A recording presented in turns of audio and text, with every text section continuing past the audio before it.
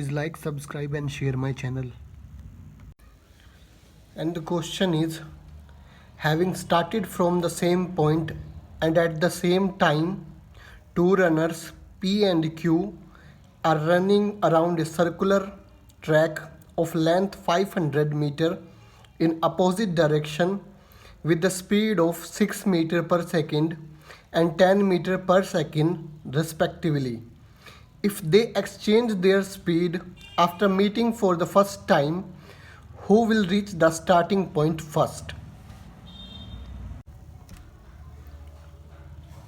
जो P है उसकी स्पीड है 10 मीटर पर सेकंड, जो Q है उसकी स्पीड है 6 मीटर पर सेकंड।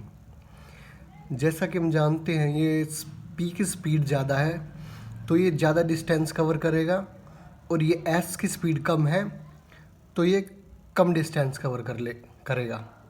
मान लेते हैं कि P ने कुछ डिस्टेंस कवर किया और S ने कुछ डिस्टेंस कवर किया, तो P जैसे कि ज़्यादा करेगा तो मान लेते हैं कि वो यहाँ मिलेंगे Q और P।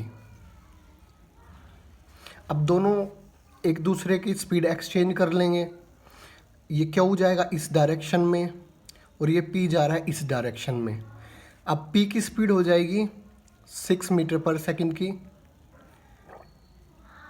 और Q की स्पीड हो जाएगी 10 मीटर पर सेकंड की।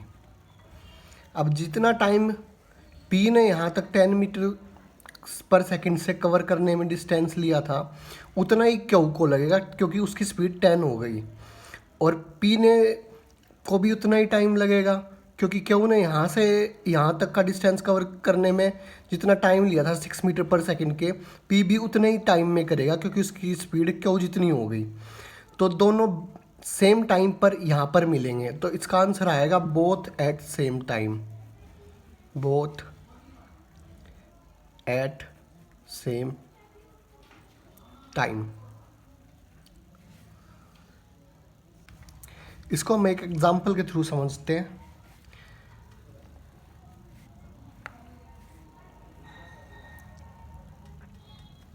मान लेते हैं इसकी लेंथ 480 की है और स्पीड यही है, और Q और P अब स्टार्ट करते हैं।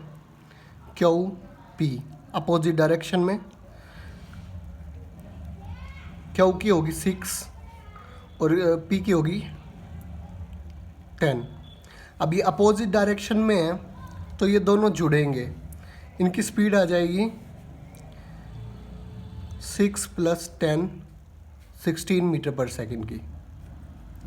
अब ये 16 मीटर पर सेकंड की स्पीड से चलेंगे तो दोनों मान लेते हैं यहाँ जाकर मिल जाते हैं, और कितना टाइम लगेगा इनको मिलने में? 480/16 यानी 30 सेकंड बाद ये दोनों मिलेंगे यहाँ पे।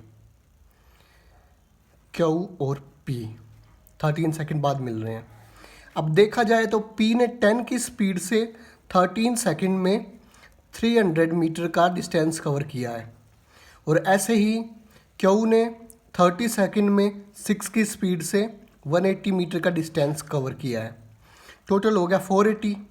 अब दोनों स्पीड एक्सचेंज करेंगे तो Q की स्पीड 10 मीटर पर सेकंड की और P की स्पीड 6 मीटर पर सेकंड की। अब P इस डायरेक्शन में जा रहा है और Q इस डायरेक्शन में जा रहा है, तो P को कितना टाइम लगेगा इस डायरेक्शन में 180 मीटर का गैप कवर करने में? 30 सेकंड P के, और Q की स्पीड होगी 10 की, उसको 300 मीटर करना पड़ेगा, तो उसको कितना टाइम लगेगा? उसको भी 30 सेकंड लगेंगे। तो ये अब जब स्पीड एक्सचेंज करेंगे तो हमेशा ही जो लेंथ होगी, अगर स्पीड एक्सचेंज करते हैं आपस में दो, तो हमेशा ही वो बहुत सेम टाइम पर पहुंचेंगे। लेकिन अगर ऐसा बोल देता कि P की स्पीड हाफ हो गई और Q की स्पीड डबल हो गई, तब ऐसा नहीं होता कि वो बहुत सेम टाइम पे पहुंचते।